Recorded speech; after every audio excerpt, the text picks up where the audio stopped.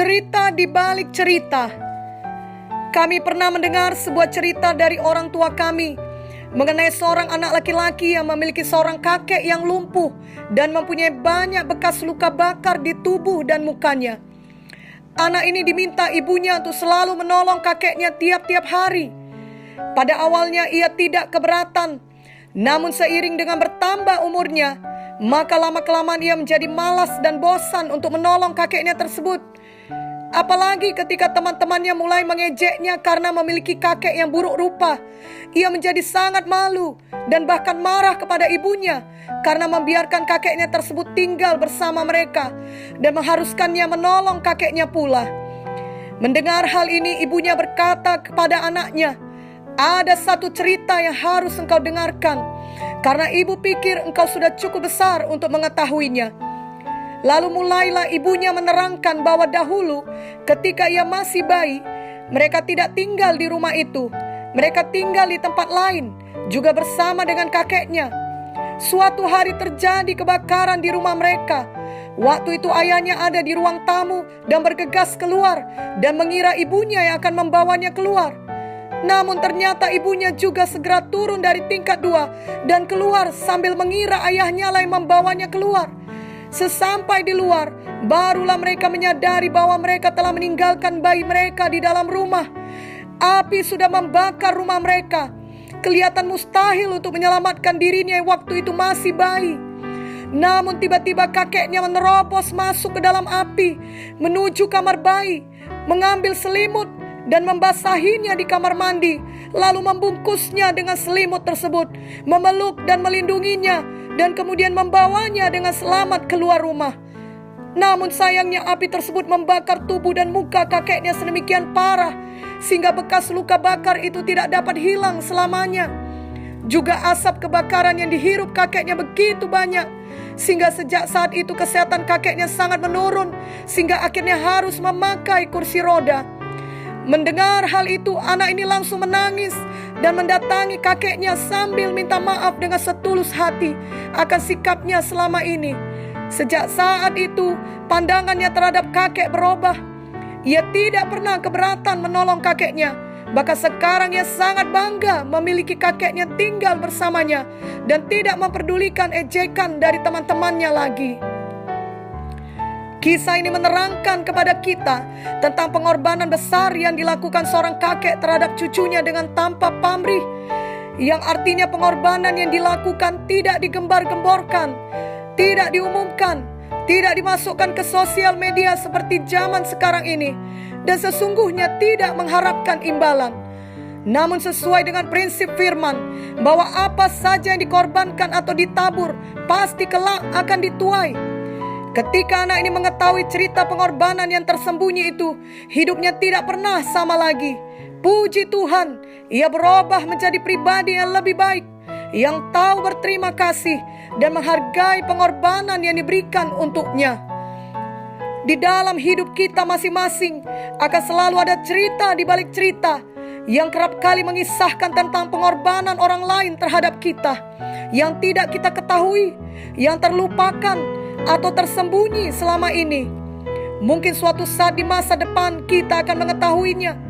Mungkin juga kita tidak akan pernah mengetahuinya selama hidup ini. Dan kita sendiri pun mungkin pernah berkorban bagi orang lain dan tidak disadari oleh orang-orang tersebut. Namun biarlah firman di dalam Kolose 3 ayat 23-24 meneguhkan kita, yakni apapun juga yang kamu perbuatlah dengan segenap hatimu seperti untuk Tuhan dan bukan untuk manusia. Kamu tahu bahwa dari Tuhanlah kamu akan menerima bagian yang ditentukan bagimu sebagai upah. Kristus adalah Tuhan dan kamu hambanya. Biarlah kita teguh, tidak menyerah, dan tidak berhenti berkorban. Walau mungkin pengorbanan kita masih berupa cerita di balik cerita, yakni belum dinyatakan atau belum diketahui banyak orang dan belum kelihatan hasilnya. Kami dengar ada orang pernah berkata kepada kami bahwa ia dapat berkhotbah seperti seorang pendeta besar dari Amerika berkhotbah. Bahkan ia mengklaim dapat berkhotbah lebih baik dari pendeta tersebut. Namun sayangnya ia tidak memiliki gereja sebesar gereja pendeta itu. Bahkan ia tidak memiliki gereja sama sekali. Dan ia heran kenapa hal itu dapat terjadi. Ini mengingatkan kami bahwa beberapa tahun lalu pernah ada orang-orang datang ke rumah kami dan mengatakan kepada orang tua kami bahwa mereka heran mengapa orang tua kami dapat dipakai Tuhan untuk memberkati banyak orang.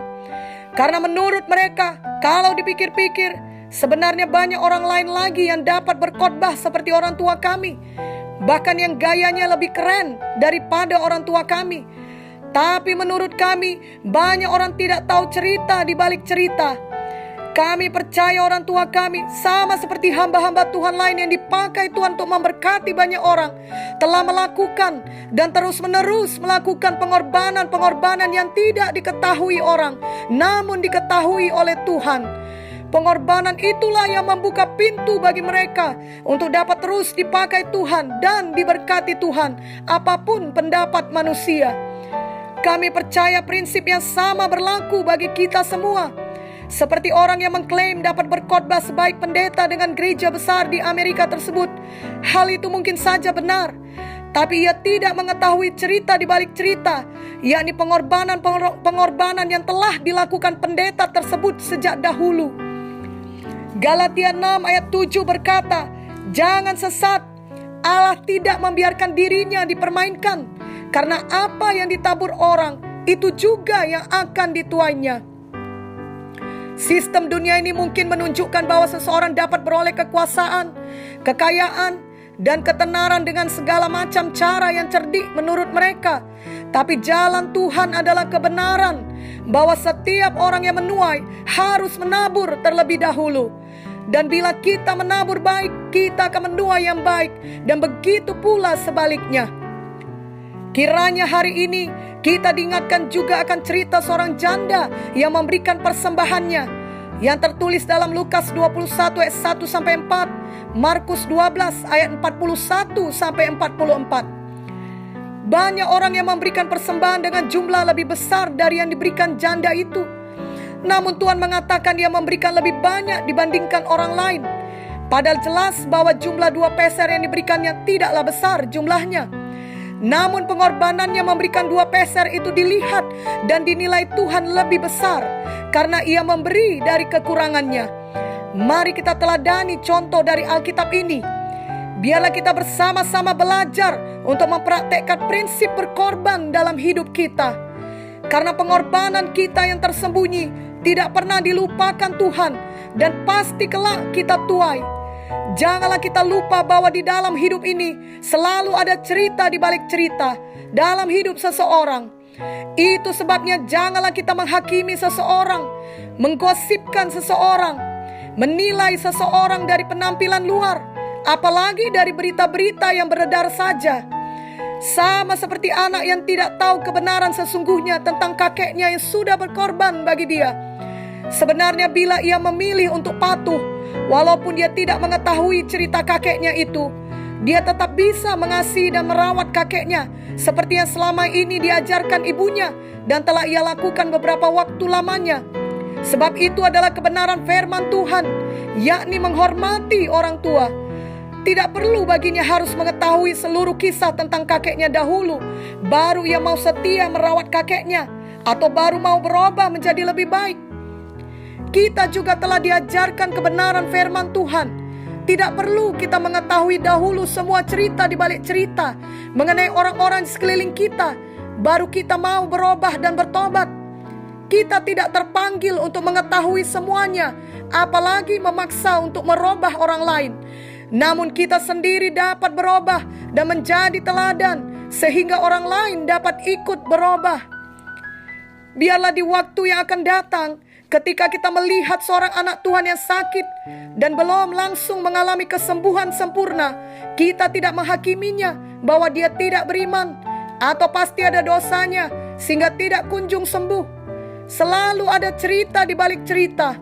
Mungkin saja ia sudah tekun beriman, bahkan telah berkorban berjam-jam berdoa untuk orang lain setiap hari, melebihi orang yang sehat. Mungkin saja dia lebih banyak mengunjungi orang sakit lainnya, walau tubuhnya sendiri masih sakit, dan ia telah menjadi berkat bagi orang lain melebihi orang sehat. Mungkin saja sakit yang kita lihat dengan mata kita sebenarnya sudah sangat banyak mengalami pemulihan dibanding keadaannya yang sebelumnya, di mana seharusnya ia tidak dapat hidup lagi. Ada banyak cerita di balik cerita. Begitu juga ketika kita melihat seorang anak Tuhan yang biasanya datang dengan mobilnya ke gereja, lalu sekarang dia naik motor. Janganlah langsung menggosipkan bahwa dia telah jatuh miskin, atau menghakimi dalam hati bahwa pastilah ada kesalahannya sehingga dia tidak punya mobil lagi.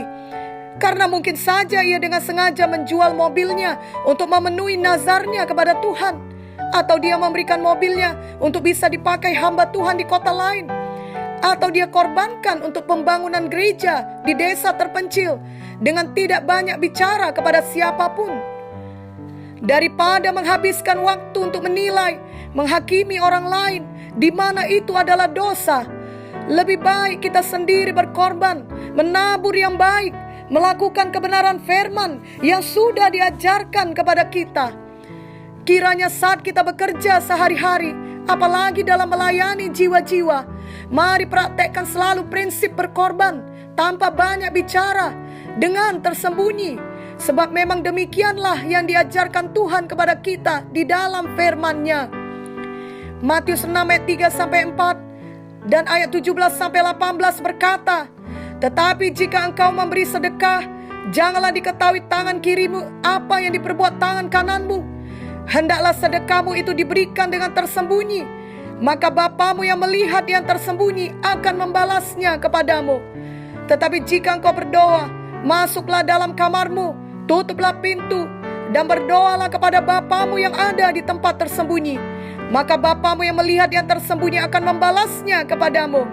Tetapi apabila engkau berpuasa, minyakilah kepalamu dan cucilah mukamu, supaya jangan dilihat oleh orang bahwa engkau sedang berpuasa, melainkan hanya oleh Bapamu yang ada di tempat tersembunyi. Maka Bapamu yang melihat yang tersembunyi akan membalasnya kepadamu." Saat ini banyak orang mau berbuat baik dengan maksud agar dikenal orang, agar pemberiannya itu diketahui oleh banyak orang. Janganlah ada kita yang demikian. Apalagi dalam situasi adanya ancaman virus corona atau COVID-19 sekarang ini. Mari berbuat baik, berkorban apa saja yang bisa kita korbankan dengan sukarela, sukacita, dan motif yang benar dari hati kita. Yang perlu tahu pengorbanan kita hanyalah Tuhan Yesus dan bukan manusia. Janganlah kita memberi karena rutinitas saja. Janganlah kita berdoa untuk sekedar memenuhi kewajiban. Janganlah kita berpuasa untuk diketahui orang. Namun biarlah semua yang kita lakukan untuk Tuhan, dan kita lakukan dengan hati yang berkorban dan dengan tersembunyi. Itu menjadi cerita di balik cerita. Bila kelak diketahui orang, bukan karena kita sengaja mengusahakannya demi ketenaran, namun karena Tuhan sendiri memunculkan kebenaran kita tersebut, apakah di dunia sekarang ini ataupun di dunia yang akan datang. Sebab apa yang ditabur seseorang pasti akan dituainya kelak. Amin.